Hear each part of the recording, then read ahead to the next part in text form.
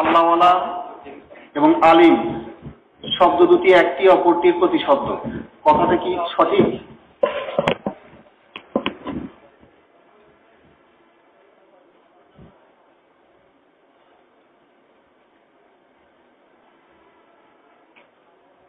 যারা মিলাদ কিয়াম করে তাদের কাছে মেহনতের তরিকা কি?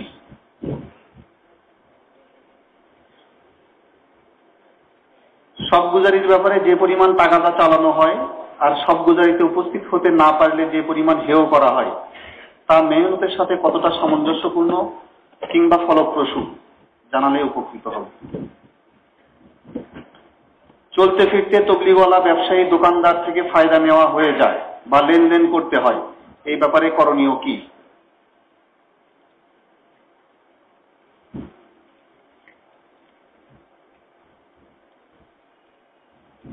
এমন অনেক খাবার আছে যেগুলোর ব্যাপারে সন্দেহ আছে, যেমন বিভিন্ন ঠান্ডা পানীয় জিনিস অথবা বিভিন্ন ধরনের যেগুলো ইয়াহুদি নাসারাদের কোম্পানিদের, কিন্তু গাছতে গেলে ওগুলো খাওয়ার জন্য বিভিন্ন জায়গা থেকে প্রস্তাব আসে, না খেলে আবার সে মনে কষ্ট পায়।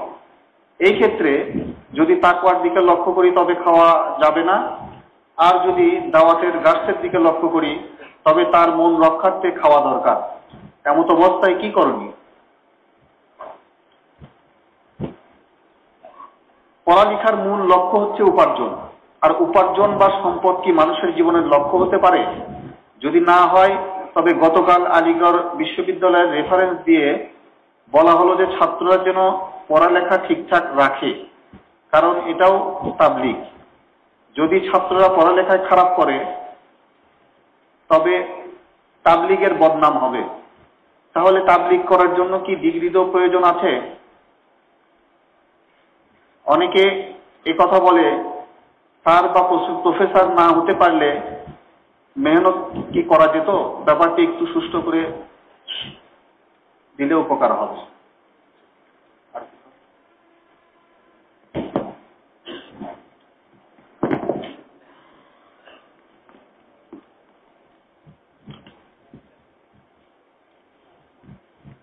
দিনের কাজের জন্য অনেকে বলেন যে নিজের এলাকায় যাও, কিছু কাজ করো আর দিনের কাজও করো। বাইরে থেকে দিনের কাজ করার চেয়ে নিজের মহল্লায় থেকে দিনের কাজ করা সুবিধা। আসলে কোনটা ঠিক? মেহেরবানি করে বলবেন। আরো কিছু প্রশ্ন আসছে, তো ওগুলো আর রিপিট করলাম না, ওগুলো আগে বিকালেই স্যারের সাথে প্রশ্নগুলো নিয়ে বলা হয়েছে, তো হয়তো কিছু কথা চলে আসবে আর কি। তো প্রশ্নগুলো আর আলাদাভাবে রিপিট করলাম না এখন।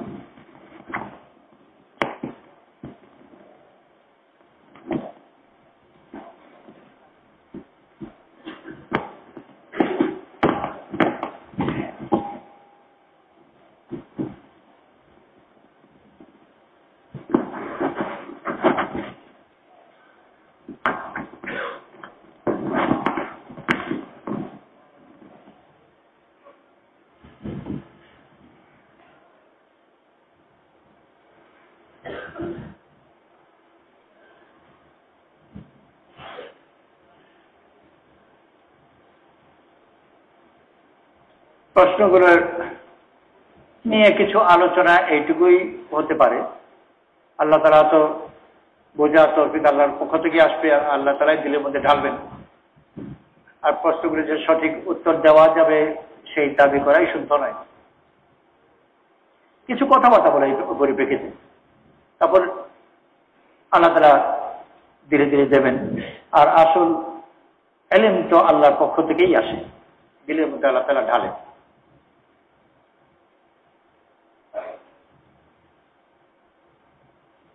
নুরউদ্দিন সাহেব রহমাতুল্লাহ আলাইহি সিলেট একটা জায়গা আছে গহরপুর। গহরপুরের খুব নাম করা একজন আলিম ছিলেন, মুহাদ্দিস ছিলেন নুরউদ্দিন সাহেব রহমাতুল্লাহ আলাইহি।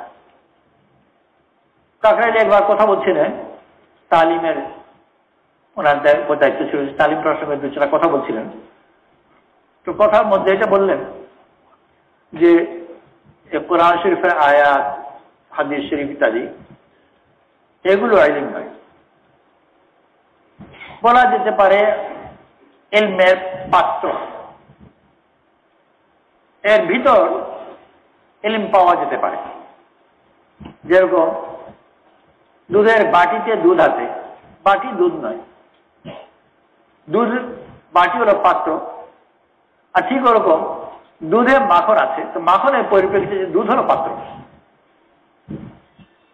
মাখন আছে দুধের মধ্যে ঠিকই, কিন্তু দুধ কিনলেই মাখন পেয়ে যাবে তা না, আমার মেহনত করে মাখনকে আলাদা করতে হবে।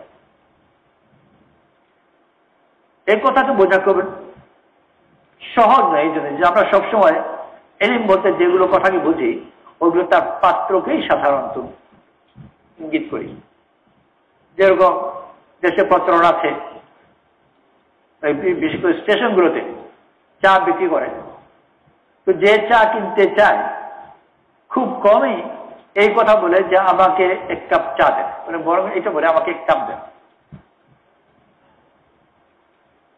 সে টাকা নিয়ে যদি খালি কাপ দিয়ে দেয় ওটা সে চায়, আসলে ওই পেয়ালাটা সে চাই না, চায় তার ভিতরে চা, কিন্তু ওটাকে চেনা যায় তার বাইরে পাত্র দিয়ে।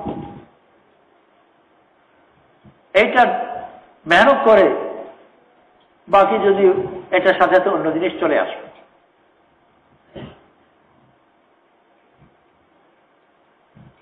আজকাল দুনিয়ার যে কোনো মাদ্রাসায়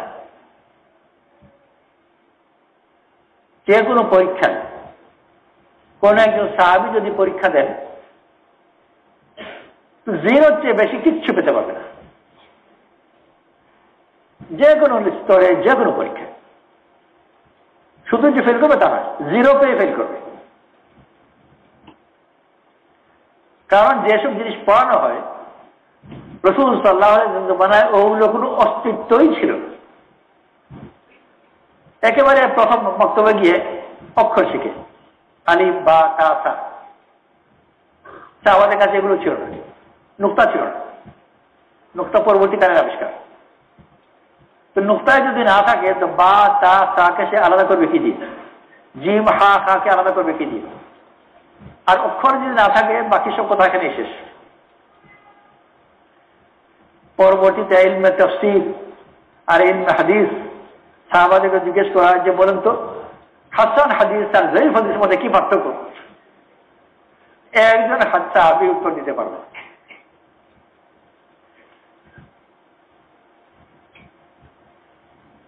তাহলে তাদের কাছে দুনিয়ার মানুষ যে স্বীকার করে যে শিখতে তো আবার সাহাবাদের কাছে, রাসূলের কাছে তারা শিখলেন, কি শিখলেন?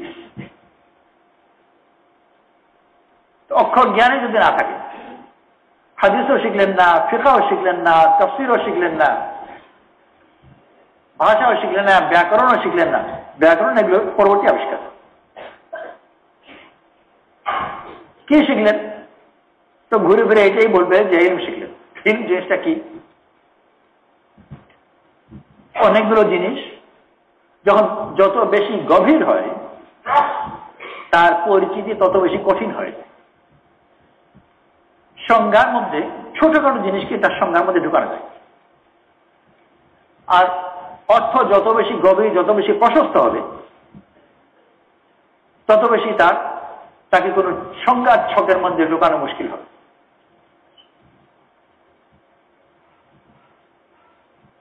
এটা জায়গার পরিচিতি। আমেরিকা কোথায় কি ম্যাপের মধ্যে তার বর্ডার দিয়ে চিনতে হয়। যেহেতু বাংলাদেশে একটা বর্ডার আছে, এই বর্ডার দিয়ে ম্যাপ আঁকলে এটা হচ্ছে বাংলাদেশ, এইটা ঢাকা, ঢাকাটা সীমানা আছে। যাই কিছু আমরা চিনি সব সংজ্ঞাই হলে তার সীমানাগুলো বলে দেওয়া হচ্ছে সংজ্ঞা। সে ব্যাকরণে হোক আর ম্যাথমেটিক্সে হোক আর যে কোনো জায়গায় হোক, যদি সীমানাই না থাকে সংজ্ঞা লাগাবে কেমন করে? এই জন্যে আল্লাহর পরিচয় কিছু কিছু বিশেষ করে হিন্দু শাস্ত্রের মধ্যে আল্লাহর যে পরিচয় আছে যে এইটা নেই ওইটা নয়, এরকম দু একটা কিছু পরিস্থিতি আছে। ইতিবাচক কোনো পরিচয় নেই, যেটা পরিচয় নেতিবাচক, এটা নয় ওটা নয়, কোনটা তাহলে ওটা বলা মুশকিল। তো চিনতে হয়। সাহাবাদের কাছে ইলম ছিল, কিন্তু ওই ইলমের সংজ্ঞা দিত সংজ্ঞার মধ্যে ঢোকানো মুশকিল। আল্লাহর সাথে একটা গভীর সম্পর্ক, যে সম্পর্কের কারণে আল্লাহর ইচ্ছাকে বুঝতে পারা আর সেই ইচ্ছা মতো চলতে নিজের মনে আনন্দ বোধ করা। মা যেরকম তার বাচ্চার ইচ্ছাকে বুঝতে পারে, খুব বেশি যে বুদ্ধিমতী তা নয়, আর বুদ্ধিতে বোঝার জিনিসও নয়। বাচ্চার তো ভাষা একটা এসে কাঁদে,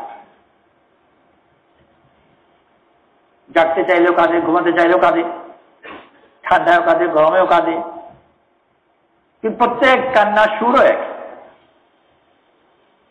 কিন্তু মা একই কান্নাকে আলাদা আলাদা তফসিরে বুঝে ও কি চায়। আর শুধু চায় এটাই নয়, যেটা চায় ওটা দেয়। আর এখানেও শেষ হয়নি, ওইটা দিতে তার আনন্দ লাগে। বুঝতে পারে যে ও এখন দুধ খেতে চায়, তো দুধ দেয়। আর দেয় যে শুধু চায় না, দিতে তার ভালো লাগে। বুঝতেও পারে, দেয়ও ভালো লাগে, করে উঠতে চায়, বুঝে। তো যদিও সে ক্লান্ত, নিজের গায়ে জ্বরও থাকতে পারে, কষ্ট করে শুয়ে আছে, তবুও সে উঠে তাকে তুলে নেয়। আর শুধু তাই নয়, বরং এটার মধ্যে সে আনন্দও বোধ করে। এইটা হচ্ছে বাচ্চাকে চেনা। ওরকমই সাহাবারা রাসূল সাল্লাল্লাহু আলাইহি ওয়াসাল্লামের কাছে থেকে আল্লাহ তাআলা কি চান সেটার জন্য প্রস্তুতি আর ওইটাকে করতে গিয়ে আনন্দবোধ এইসব মিলিয়ে যায়।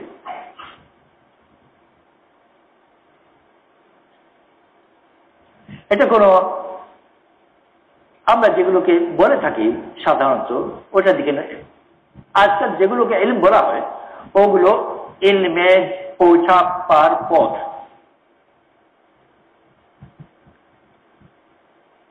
এখন যদি কেউ হজে যেতে চায় তাহলে অবশ্যই তাকে পাসপোর্ট করতে হবে, টিকিটও করতে হবে। আর হজে যাওয়ার জন্য পাসপোর্ট করার জন্য যে পরিশ্রম, ফিস টিজ ইত্যাদি, এই সবগুলো হজের অংশ হিসেবে সে সব হবে। টিকিট করবার জন্য যাওয়া, পরিশ্রম, টাকা দেওয়া, এই সবগুলো হজের অংশ মতো। এমনকি কারো উপর হজ ফরজ কিনা কোন মুফতিকে জিজ্ঞেস করলেন, ওই টিকিটের খরচ সহ বিচার করবে, ওটা হজের একটা অংশ। কিন্তু এর পরেও বলা যাবে না যে টিকিট করা হজের অংশ। টিকিট করতে হবে, না যেতেও পারবে না, টিকিট করার সবও পাবে, কিন্তু হজের অংশগুলো নয়। আর যখন রাসূল সাল্লাল্লাহু আলাইহি ওয়াসাল্লাম জমানার পরবর্তীকালে যারা হজ করে তারা কেউ টিকিট করেনি। তো কেউ যদি বলে যে রাসূল সাল্লাল্লাহু আলাইহি ওয়াসাল্লাম করেননি, সাহাবা করেননি, তাবেঈরা করেননি, হজের যত সব নুসুক আছে আর আহকাম আছে, হানাফি মাযহাব, ফিকহি মাযহাব, মানে হানাফি কোনো মাযহাবের মধ্যে টিকিটের উল্লেখ নেই। অতএব এটা ফরজ, ওয়াজিব, মুস্তাহাব কিছুই নয়। আর ফরজ, ওয়াজিব, মুস্তাহাব কিছুই যদি যেটা নয় ওটা বিদআত। পরবর্তীকালে মানুষ আবিষ্কার করেছে। আমি বিদআত মুক্ত, অতএব টিকিট করবো না, শুধু হজ করবো, তো হজ করা হবে না। আর ফরজ আদায় না করার গুনাহগার হবে। ওইভাবেই এখন কেউ যদি বলে যে রাসূল সাল্লাল্লাহু আলাইহি ওয়াসাল্লামের জমানায় এই মাদ্রাসায় যেসব কিতাব পড়ানো হয় একটাও ছিল না, একটাও ছিল না, তো সেই হিসেবে বর্তমানে যাগুলো পড়া যায় সবগুলো বিদআত। আমি বিদআত মুক্তির উপর চলবো, কথা ঠিক একটাও ছিল না। কিন্তু রাসূল সাল্লাল্লাহু আলাইহি ওয়াসাল্লাম যে জিনিস দিয়েছেন ওইটা যদি সে অন্য কোনোভাবে পেয়ে যেতে পারে ভালো কথা। কেউ যদি বলে আমি হেঁটে যাবো, টিকিট করো না, চলে গেল ঠিকই, যদি যেতে পারে ঠিক আছে যাক, কিন্তু ওরকম কত। আর পাসপোর্ট তো তারও লাগবে। আর যদি গেলে বিনা পাসপোর্টে যাবো কেউ যেতে পারে। কোন কোনো মধ্যবাদ যেতে পারে। জর্ডানে ডাক্তার আলী নামে এক মজদুর ধরনের লোক ছিল, ডাক্তার ছিল, কিন্তু আবার তবলিগও করতো, মজদুরও ছিল। ও পাসপোর্ট রাখতো না, জর্ডানিয়ান জনের পাসপোর্টের মধ্যে লিখেছে, পাসপোর্টে লেখা আছে কার নামে পাসপোর্ট? জালালাতুল মালিকের নামে, হিজ ম্যাজেস্টি দ্য কিং, ইংরেজিটা বলে জালালাতুল মালিক। জালালাতুল মালিক এই শব্দে তার আপত্তি। জালালা শুধু আল্লাহর অধিকার, ম্যাজেস্টির মালিক শুধু আল্লাহ। ম্যাজেস্টি বাংলা কি? কিছু একটা আছে, মাহাত্মটা তো কিছু একটা, মানে এগুলো মহলের চেয়ে অনেক উপরে, মহামানের চেয়ে অনেক উপরে, আর উপরে। ম্যাজিস্ট্রেট শব্দ অধিকারের মানে আইনগত ভাবে দেশের নিয়মিত অনুযায়ী সবার অধিকার নেই। এমনকি প্রাইম মিনিস্টার এদিকে ম্যাজিস্ট্রেট বলা যায় না, রাজা দেখতে বলা হয়। তো জালালা শব্দে অধিকারী শুধু আল্লাহ। এই জন্য এই পাসপোর্টে জালালার থাকার কারণে পাসপোর্ট গ্রহণ করতো না, কিন্তু বিনা পাসপোর্টে চলাফেরা করতো। বর্ডারগুলিতে পুলিশ ধাঁধায় পড়ে যেত, চোখে পর্দা পড়ে যেত, পারবে। তো ওরকম যদি কেউ পারে ঠিক আছে, তো সবাই তো পারবে না, ও তো ধরা পড়বে। সাহাবারা রাসূল সাল্লাল্লাহু আলাইহি ওয়াসাল্লামের কাছে ইলম অর্জন করেছেন, কিন্তু ওই ইলমের কোন নাম, সূরত, সংখ্যা কিচ্ছু ছিল না। যদি জিজ্ঞেস করা সাহাবাদের সম্বন্ধে যে সাহাবারা, প্রথম কথা, বর্তমানে কেউ যদি শিখতে যায়, কোন উস্তাদের কাছে গেল, শিখতে গেল, মাদ্রাসায় ভর্তি হলো, কি শিখতে চাও? যে আমি ফিকহ শিখতে চাই। এই কথা যদি বলে সে ফিকহ শিখতে চায়, এই কথাই বোঝা যায় যে ইলমের উপযুক্ত সে নয়। কিছু মালুমাত অর্জন করতে চায়, মালুমাত মানে তথ্য, ইনফরমেশন। মালুমাতের সাথে ইলমের সম্পর্ক আছে, যেরকম ঘাসের সাথে দুধের সম্পর্ক আছে, কিন্তু ঘাস দুধ নয়। আর যদি ঘাসকে দুধ মনে করে, এটা খুব বেশি জ্ঞানের কথাও নয়। ঘাস থেকে দুধ বের হয়, দুধ বের হওয়ার জন্য এমন কিছু যোগ্যতার প্রয়োজন যেগুলো মানুষের প্রায় জ্ঞানের বাইরে। প্রথম কথা, ষাঁড় প্রচুর ঘাস খায়, কিন্তু দুধ এক ফোঁটা বের করতে পারে না, শুধু গোবর বের হয়। গাভী দুধ বের করতে পারে, কিন্তু গাভীও যে কোনো সময় বের করতে পারবে তা না। গাভীর নিজের মধ্যে একটা বিশেষ হালত থাকা চাই, যেটাকে কখনো কখনো শরীয়তের ভাষায় বা দ্বীনি ভাষায় কৈফিয়ত বলে, হালত বলে। গাভীর যদি আভ্যন্তরীণ হালত ওটা থাকে, তাহলে ঘাস থেকে সে দুধ বের করতে পারে। তো গাভী দুধ বের করবো, এই দুধের দিকে ইঙ্গিত করে কেউ যদি বলে যে এই দুধটা কোত্থেকে এসেছে, ঘাস থেকে না গাভীর যোগ্যতা থেকে, এই দুই কথাকে আলাদা করা মুশকিল। বরং এর মধ্যে ঘাসের যত অধিকার আছে তার চেয়ে বেশি অধিকার গাভীর যোগ্যতা। কারণ গাভী তো দেখা যায় যে ঘাস ছাড়া অন্যান্য জিনিস থেকেও দুধ বের করে ফেলে। আর ছাগল যদি হয় তো নাইলনের মোজা আর দৈনিক পত্রিকা এগুলো খেয়ে খেয়ে ভালো দুধ দেয়। আরবে খুব বেশি সিগারেট খায়, সিগারেটের প্যাকেট রাস্তায় পড়ে থাকা বেলসেন হেজেল, ছাগলগুলো খায় আর দুধ দেয় ভালো। তো ঘাস থেকেও নয়, সিগারেটের প্যাকেট থেকেও নয়, দুধ আসলে ছাগলের নিজস্ব যোগ্যতা থেকে, ওটা প্রধান। বাকি কিছু উপকরণ লাগে। তো সাহাবাদের কাছে ইলম ছিল, ইলমের যেসব উপকরণকে আমরা ইলম বলি, ওইগুলো তাদের কাছে ছিল আম ভাবে। ইন্না উম্মাতুন উম্মিয়াতুন লা নাকতুবু ওয়া লা নাহসু, আমরা নিরক্ষর উম্মত, আমরা লিখিও না, গুনিও না, এগুলো জানতে না। মুসা আলাইহিস সালাম শিখতে গেলেন খিদর আলাইহিস সালামের কাছে।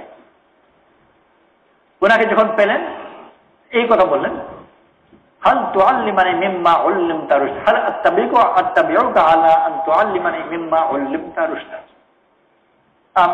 আপনি আমাকে আপনার অনুসরণের অনুমতি দেন নাকি, যাতে আমি শিখতে পারি ওইটা থেকে যেটা আপনাকে দান করা হয়েছে, যে ইলম আপনাকে দেওয়া হয়েছে, এই কথা বলেননি যে ইলম আপনি অর্জন করেছেন, তা বলেন, বরং বলেছেন যেটা আপনাকে দেওয়া হয়েছে। খিদর আলাইহিস সালাম যদি মূসা আলাইহিস সালামকে জিজ্ঞেস করতেন যে তুমি কি শিখতে চাও, মূসা আলাইহিস সালামের এইটাই উত্তর হতো, জানি না। সাহাবাদের যে কোনো কেউ একজন রাসূল সাল্লাল্লাহু আলাইহি ওয়াসাল্লামের কাছে এসেছেন, মনে করা যায় মুআয ইবনে জাবাল রাদিয়াল্লাহু আনহু, উনি সাহাবাদের মধ্যে বড় মুফতি ছিলেন। যখন এসেছেন বাওয়ারিজি থাকার পরেও কোন এক সময় যদি রাসূল সাল্লাল্লাহু আলাইহি ওয়াসাল্লাম ওনাকে জিজ্ঞেস করছেন যে তুমি কি শিখতে চাও, নিশ্চয়ই উনি এই কথা বলতেন না যে আমি ফতোয়া দেওয়া শিখতে চাই বা ফিকহ শিখতে চাই। কি শিখতে চাও জানি না। যে এই কথা বলতে পারে যে আমি হাদিস শিখতে চাই, কোন নবীর মতো বা সত্যিকার আলিমের মতো কোনো উস্তাদ যদি হয়ে থাকেন, তাহলে তখনই তাকে বিদায় দেবেন, তুমি যখন জানো তুমি তোমার সাথেই থাকো। এখানে তো সেই শিখতে পারবে যে উস্তাদকে নির্দেশনা দেয় না, যে উস্তাদকে বলে দেয় যে আমাকে হাদিস শিখান, উস্তাদকে হলো শাগির্দকে হলো, উস্তাদকে আদেশ দিচ্ছে আমাকে হাদিস শিখান, তো তো নিজে উস্তাদ হয়ে গেল। যে শাগির্দ হবে ও কি শিখতে চায় ও জানে না। তো পাত্রকে যদি প্রথম খালি না করে, নিজেই দাবি করে আমি জানি, আমি কি শিখতে চাই তা আমি জানি, তো তো ওর আরম্ভই তো জাহালতের পর। আর প্রথম হলো আমি জানি না। তো সূরা বাকারাকে আল্লাহ তাআলা মোটামুটি ওইভাবে আরম্ভ করেছেন, আলিফ লাম মিম তানজিলুল কিতাবি লা রাইবা ফীহি হুদাল লিল মুত্তাকিন। আলিফ লাম মিম কি বুঝলেন? কেউ কিছু বুঝেনি, কিন্তু বলছে সন্দেহ নাই। তাই বুঝলেই তো সন্দেহ থাকি না, তাই বুঝলে কেমন করে? ইলম ওখান থেকেই, আমি কিছুই বুঝিনি, কিছুই জানি না, কিন্তু যে আমাকে শিখাবে তার উপর আমার সম্পূর্ণ আস্থা। কি শিখাবে, কখন শিখাবে, কি শিখাবে কিছু জানি। তো খিদর আলাইহিস সালাম মূসা আলাইহিস সালামকে শাগির্দ হিসেবে গ্রহণ করলেন, শর্ত লাগালেন, কিছু জিজ্ঞেস করতে পারবে, শিখতে রওনা হলেন। আজীব তালিম, শাগির্দের প্রশ্ন করার অধিকার নেই, আর উস্তাদ কথা বলেন না, চলছেন, উনি কিছু বলেন না, আর শাগির্দের প্রশ্ন করার অধিকার নেই। লম্বা সফর, অনেক কিছু হলো, সবকিছু শেষেও যদি জিজ্ঞেস করা হয় মূসা আলাইহিস সালামকে আবার যে আপনি কি শিখলেন, আবার সম্ভবত ওই কথাই বলবেন জানি না। আর আমরা কি শিখতে চাও জানি না, সে শিখলে জানি না। সাহাবারা রাসূল সাল্লাল্লাহু আলাইহি ওয়াসাল্লামের কাছে শিখেছেন, যারা বেশি কেউ কম। আবু বকর সিদ্দিক আপনার প্রায় 23 বছর, কারণ প্রথম দিন মুসলমান হয়েছে।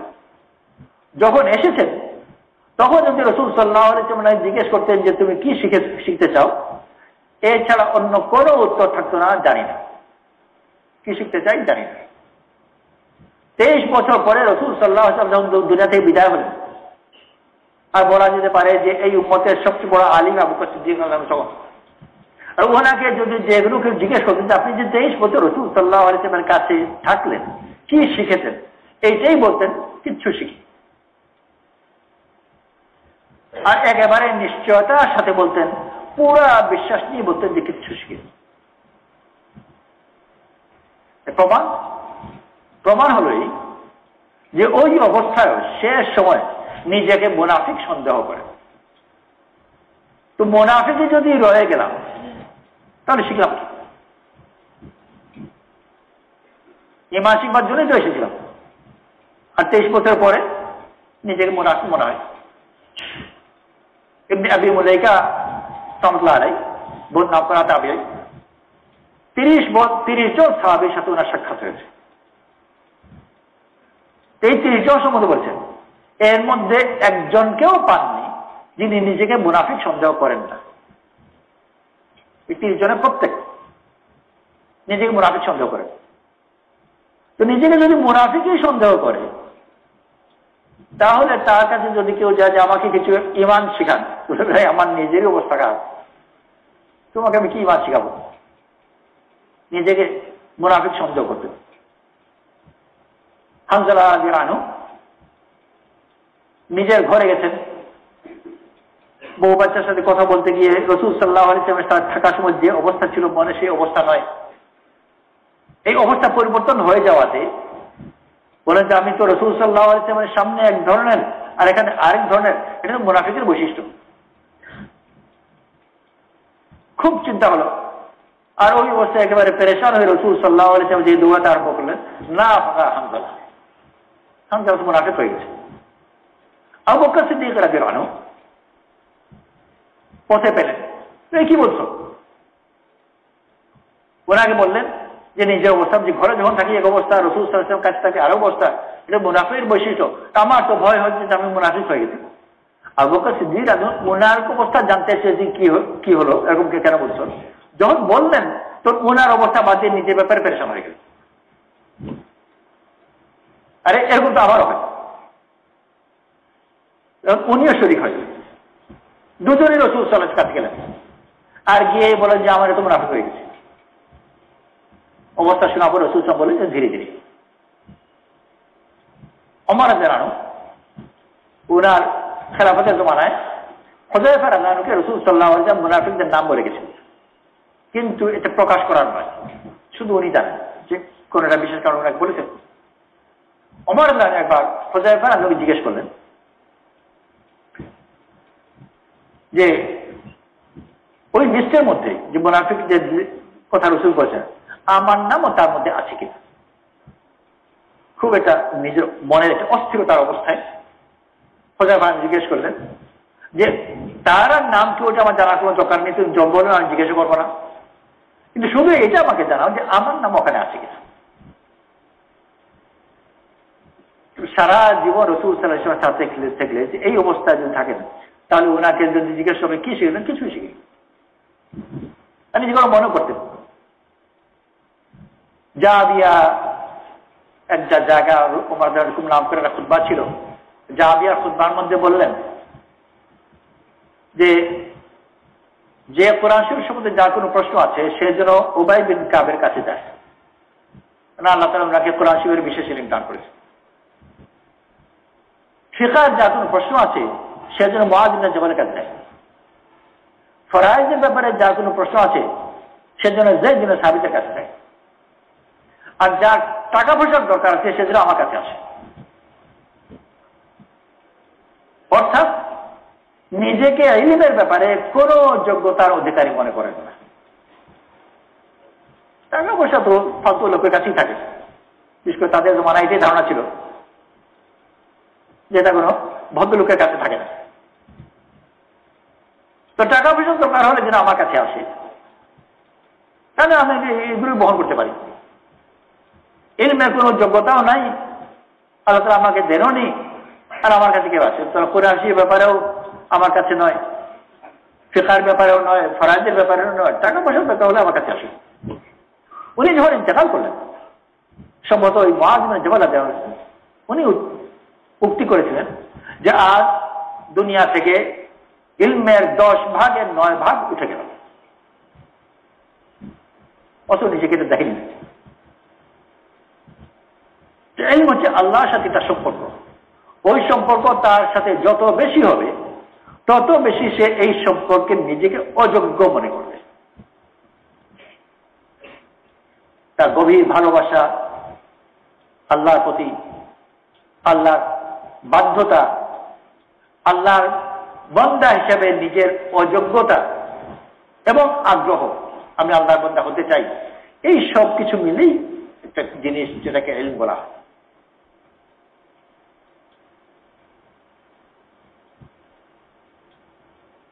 তো আল্লাহ তাআলা রাসূল সাল্লাল্লাহু আলাইহি ওয়াসাল্লামকে এই দিন দিয়ে পাঠিয়েছেন, সাহাবারা সাথে থেকেছেন, আর তাদের নিজেদের মধ্যে এই মনের অবস্থা অর্জন করেছেন, যেগুলোকে আমরা দুনিয়ার এই মাগরিবের বয়ানের পরে এই কথা বোধহয় এসেছিল, যার পরিপ্রেক্ষিতে বোধহয় এই প্রশ্ন কেউ করেছে যে জ্ঞান আইন। ইলমের পাত্র হচ্ছে মানুষের কলব, জ্ঞানের পাত্র হচ্ছে মানুষের দিমাগ, ব্রেইন। জিনিসই ভিন্ন, পাত্রই ভিন্ন।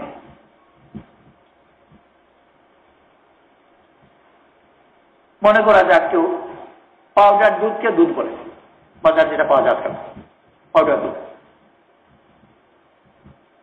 গ্রামের কোন একজন লোক দুধ আনতে গেল কাগজের ঠোঙা নিয়ে। পাউডার দুধ করে নেওয়া যায়। একজন জিজ্ঞেস করলো যে ঠোঙা নিয়ে যাচ্ছ বাজারে, কি আনতে চাও?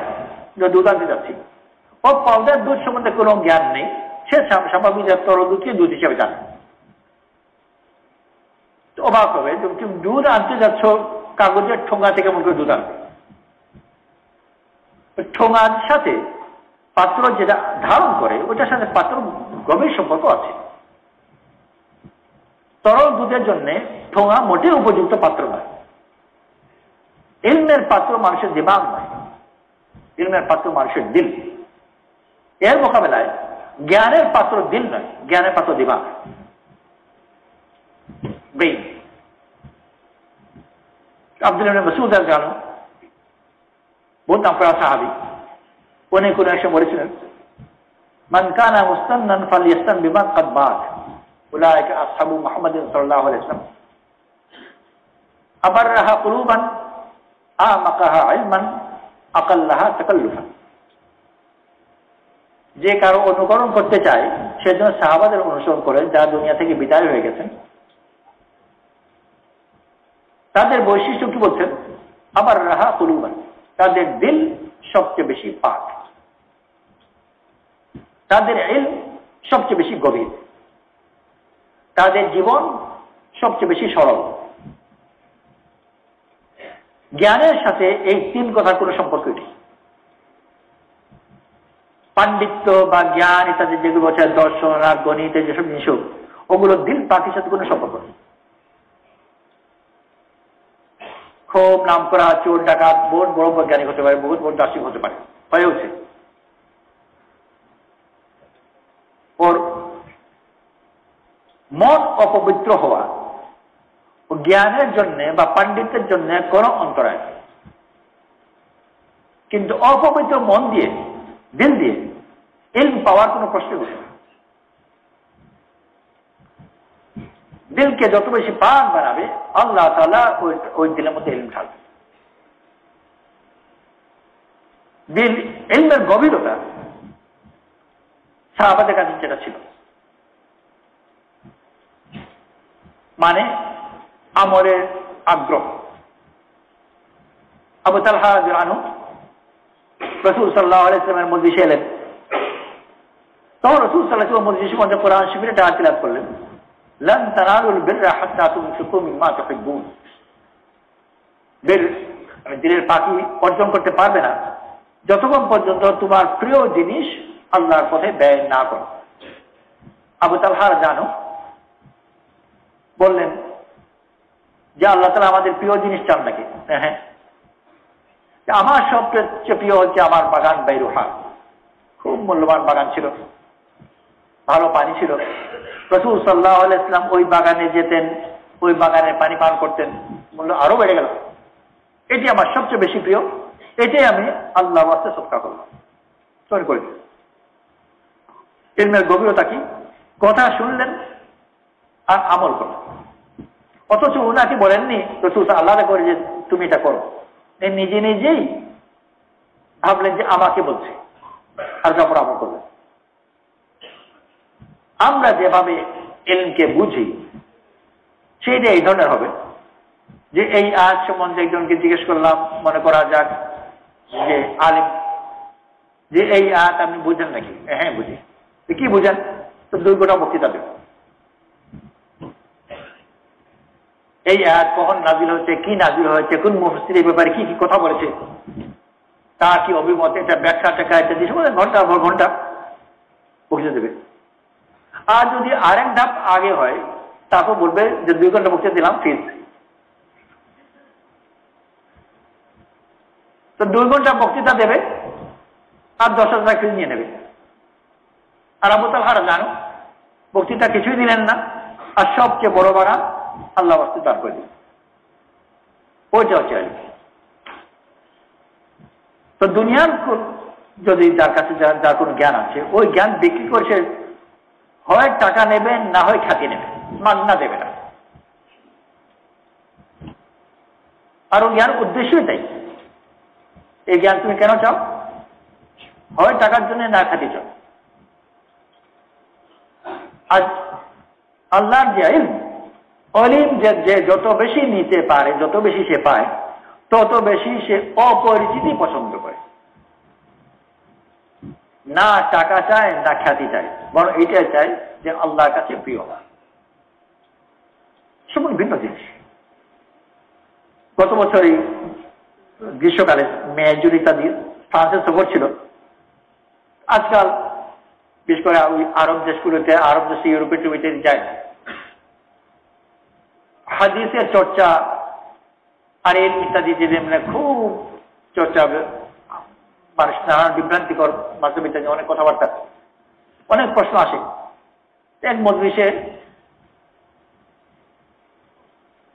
জিজ্ঞেস করলাম যে আমাদের সামনে এশার, মনে করা যায় এশার নামাজের জন্য ইমাম নির্বাচন করতে হবে।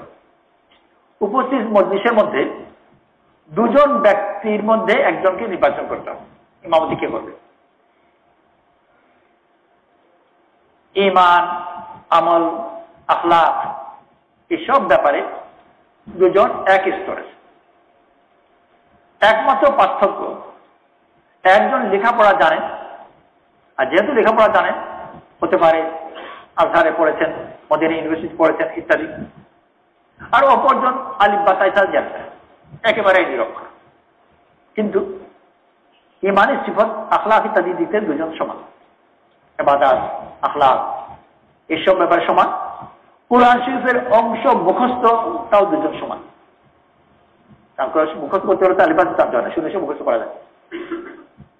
অর্থাৎ এই সব ব্যাপারে সমান, কিন্তু একজন অনেক লেখাপড়া জানেন আর আরেকজন একেবারে নিরক্ষর। এই দুজনের মধ্যে ইমাম হওয়ার উপযুক্ত কে বেশি? বেশিরভাগ লোক বলে যে লেখাপড়া জানে না। কেন? জিজ্ঞাসা কেন?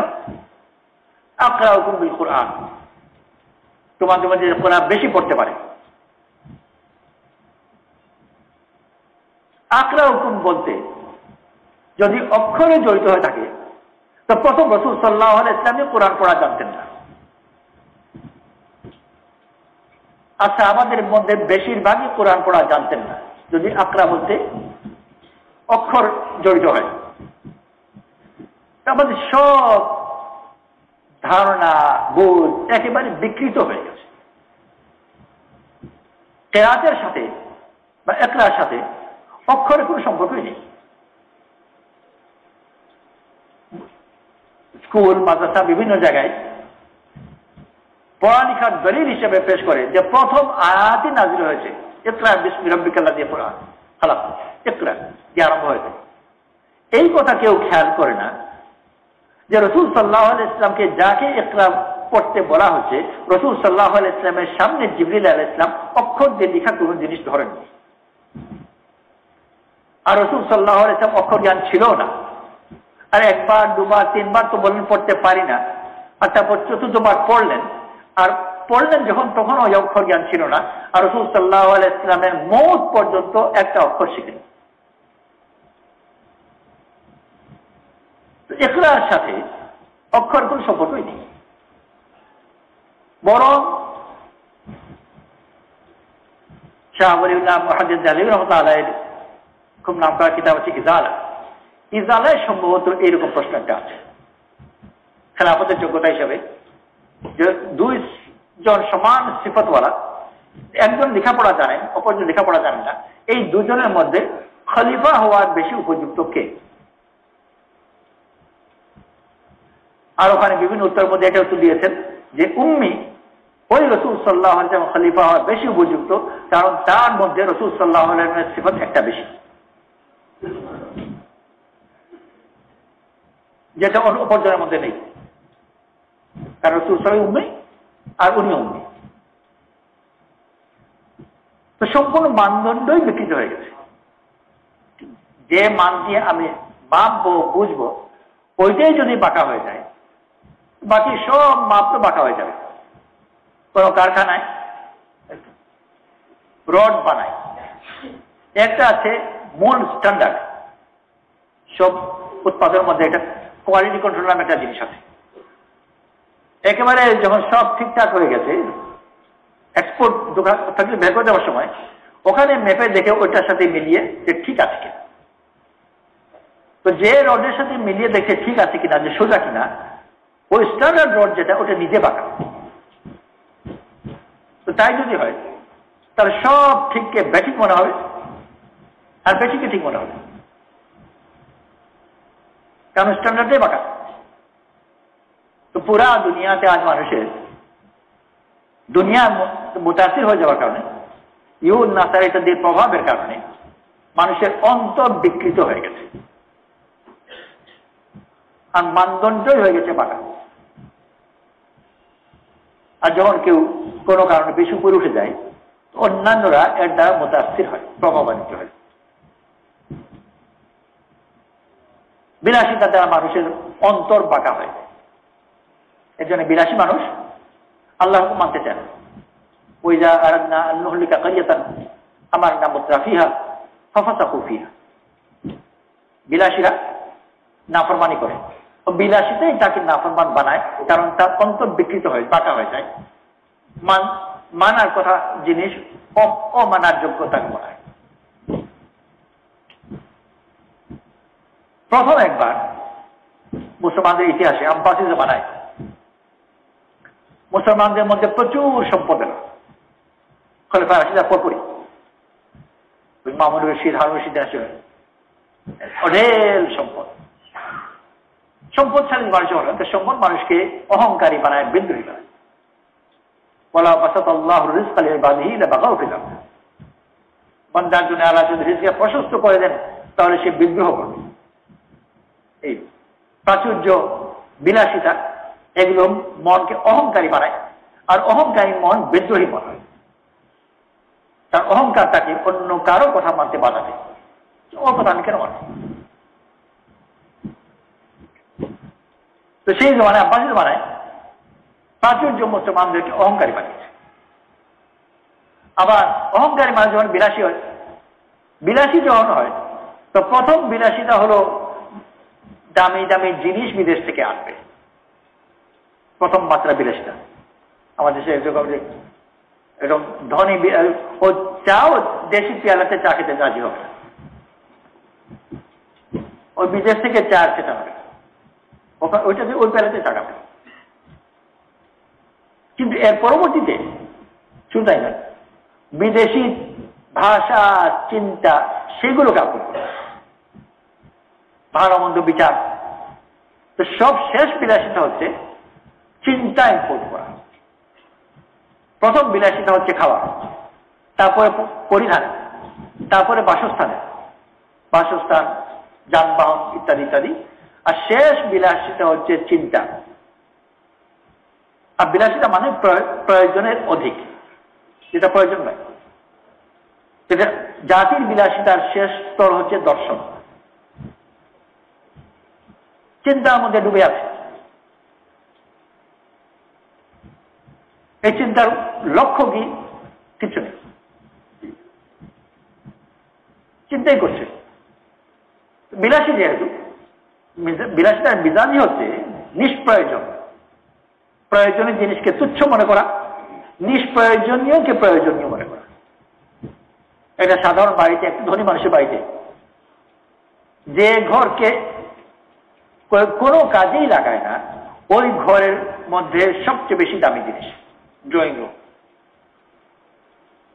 আর ওই ঘরে কোনো কাজে নেই, ওখানে শোয়া যাবে না, ওখানে খাওয়া যাবে না, ওখানে বাচ্চাদেরকে খেলতে নিষেধ করে। ওইটা সবচেয়ে বড়, সবচেয়ে বেশি যত্ন। আর হয়তো ওই ঘর জিনিসপত্র যেগুলো আছে কয়েক লক্ষ টাকা, যদি কোটিতে না যায়, কোনো কাজে নেই। এসব জিনিসগুলো একেবারে বেকার, আর ওগুলো সবচেয়ে বেশি দাম। যেসব জিনিসকে সে ব্যবহার করে ওগুলো বেশি দামি নয়। সবচেয়ে ব্যবহার জিনিস হচ্ছে হাঁড়ি পাতিল। হাঁড়ি পাতিল একটু পাশে কয় টাকা দামে।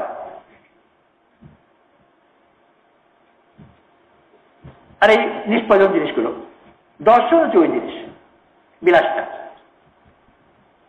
আর আল্লাহ তাআলা যেভাবে বলেছেন যে একজন মানুষ সমাজের বিলাসিতার মধ্যে পৌঁছায় তখন তার পরবর্তী ধাপ হচ্ছে ধ্বংস।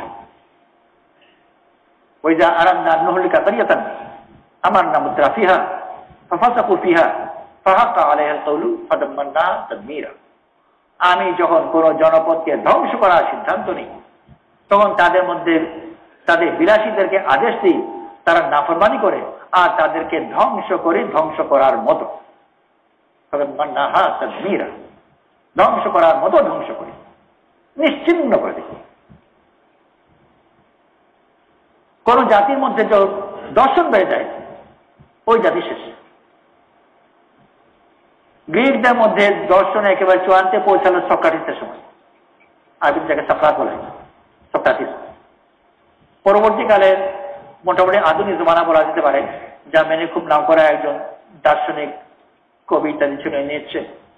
তো নিয়েছে একটা কথা সক্রাটিস সম্বন্ধে যে গ্রিসের পতনের প্রথম লক্ষণ।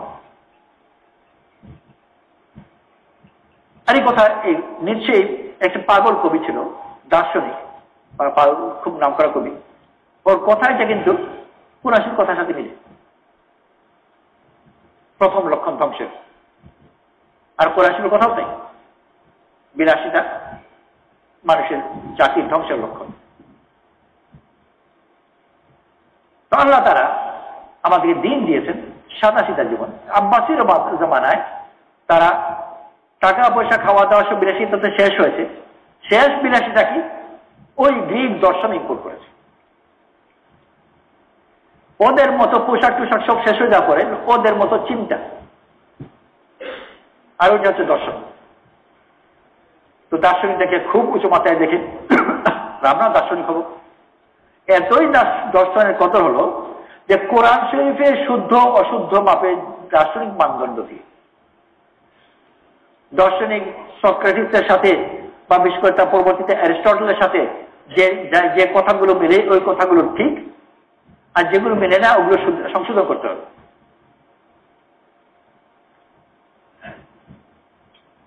দর্শন এত দখল করেছে,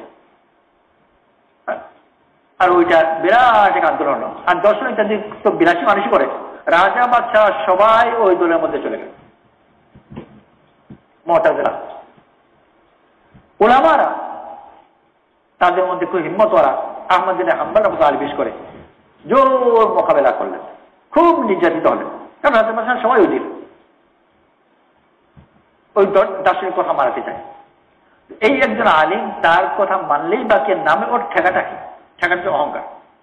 আমি একটা কথা বলছি ও বলে ঠিক নয়, এটা আসল। ও ঠিক হলেই বাকি, না হলেই বাকি। কোন বাস্তব কথা তো নয়, কিন্তু এটা তার অহংকারের বিরুদ্ধে যে ও আমার সাথে তাল দিচ্ছে না, ও স্বতন্ত্র একটা অভিমত রাখে, এটা তার অহংকারের বিরুদ্ধে। এই অহংকারের কারণে ইমাম আহমদ বিন হাম্বল রাহমাতুল্লাহ আলাইহি এবং ওনার সাথে অনুসারী কিছু থেকে তাদেরকে বহুত কষ্ট দিয়েছে, বহুত হত্যাও করেছে, বেত্রাঘাত ইত্যাদি। এই কথার কারণে যে ওই মতামত আনতে হবে, সবকিছুকে ওই মাপে মাপতে হবে। বর্তমান জমানায় মুতাজিলাদের সাথে কিছু সামঞ্জস্য। এক হলো বর্তমান দুনিয়াতে মুসলমানদের হাতে প্রচুর টাকা আর বিলাসিতা, আর টাকা বিলাসিতা হয়ে যাওয়ার পরে বিদেশি জিনিসের প্রতি, ব্যয়বহুল জিনিসের প্রতি বিরাট একটা আগ্রহ এবং মোহ। সৌদি আরবে অনেকগুলো স্কুল আছে, প্রত্যেক দিন নাস্তা প্যারিস থেকে চার্টার ফ্লাইটে দেয়। তখন কি পাওয়া যায় না, কিন্তু এটাই হলো বৈশিষ্ট্য যেটা প্যারিস থেকে আসা। প্রত্যেক দিন নাস্তা দেয় প্যারিস থেকে স্কুলের। এটা প্রয়োজন বিলাসিতা। খেতে যে বেশি ভালো সুস্বাদু হবে এমন কথা নয়, ব্যয়বহুল। কথা আছে আমাদের এখানে, বহুত আগের কথা, এটা খুব পরিচিত কথা ছিল।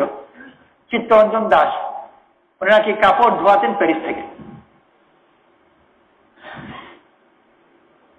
মধুসূদনের সম্ভবত চিত্তরঞ্জনের দাসের ছিল, প্যারিস থেকে কাপড় ধোয়ানো হতো।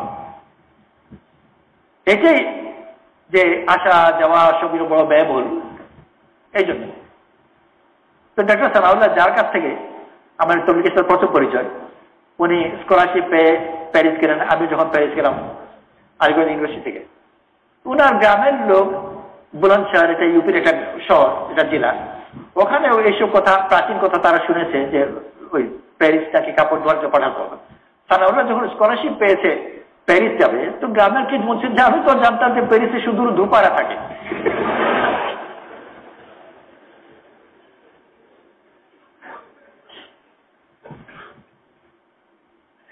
ওখানে যে ভদ্রলোক আছে, শিক্ষিত লোক আছে, তা আমি জানতামই না।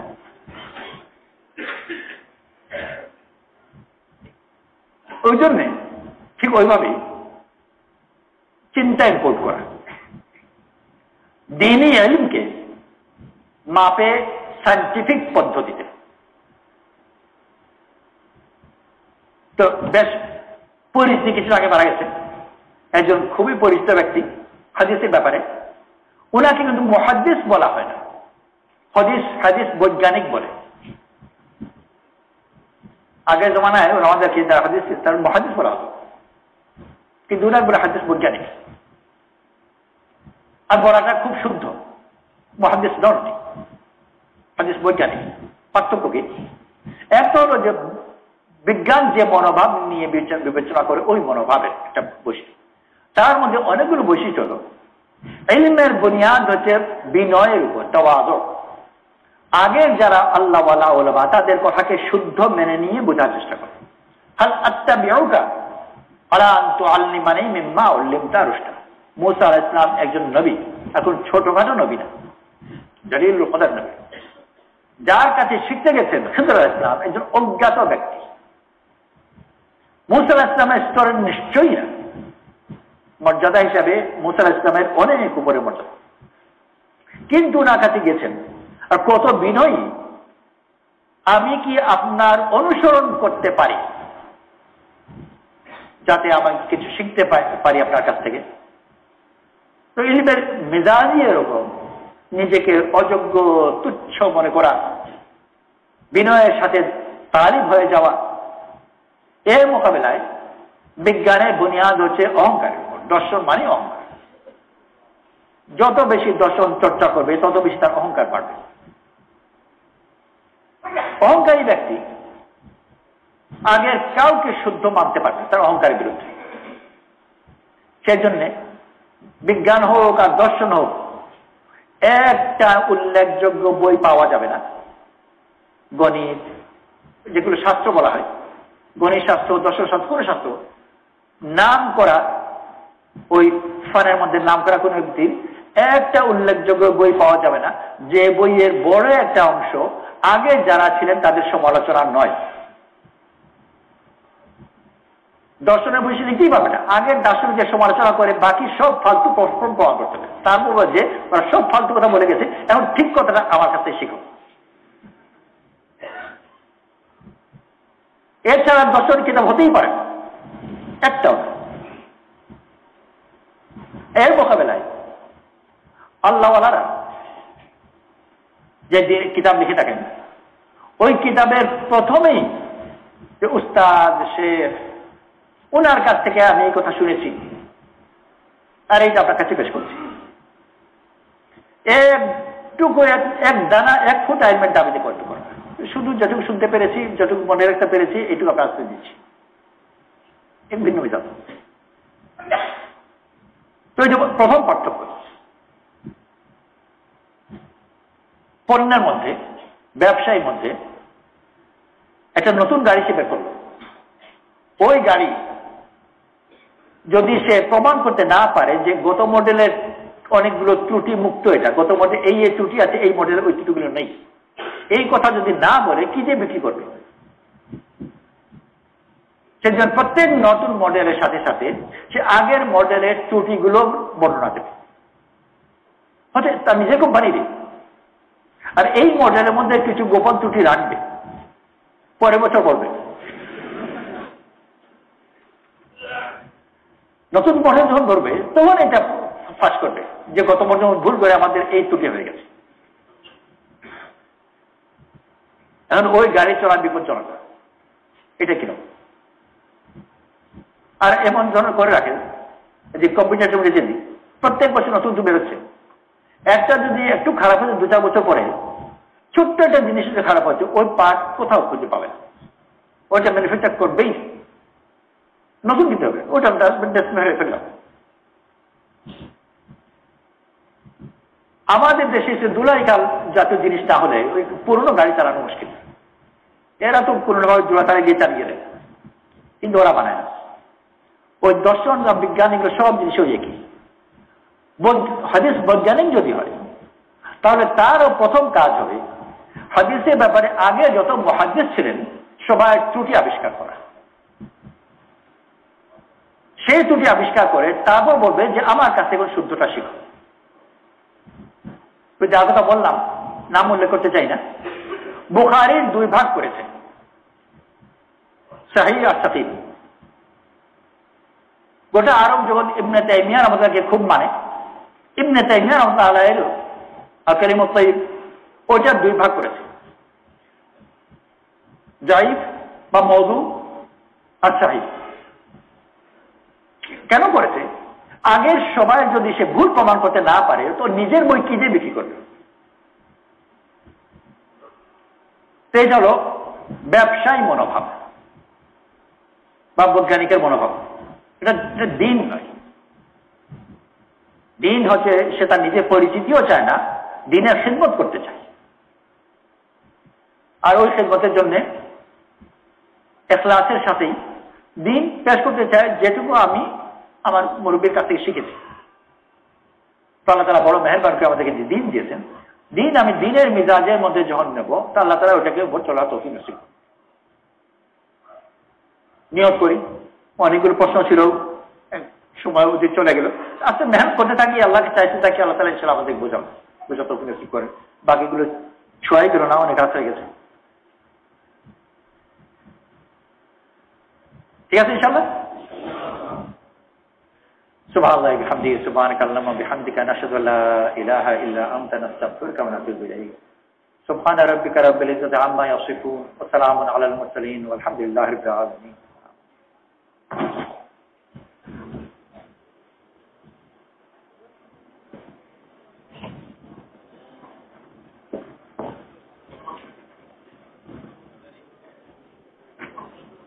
আচ্ছা।